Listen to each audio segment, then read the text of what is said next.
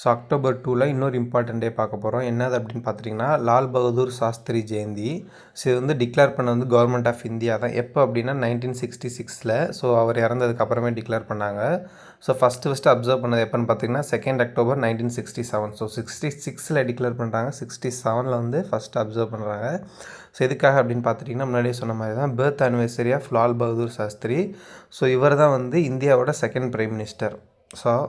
So முக்கியமான ஒரு person வந்து இந்தியா பெர்ஸ்பெக்டிவில் பார்க்குறப்போ. அதே மாதிரி இவரோட லீடர்ஷிப் தான் வந்து 1965ல் இந்தியா பாகிஸ்தான் வார் அப்போவே இருந்துச்சு. அப்போ வந்து இவரோட ஸ்லோகன் வந்து ஒன்று ஃபேமஸ் ஆச்சு. அது என்னென்னு பார்த்தீங்கன்னா ஜெய் ஜவான் ஜெய் கிசான். ஸோ இதை சொன்னது வந்து லால் பகதூர் சாஸ்திரி தான். ஸோ இது வந்து மகாத்மா காந்தி ஜெயந்தி அன்னைக்கே வருது.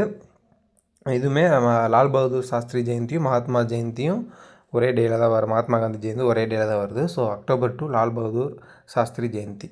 தேங்க்யூ.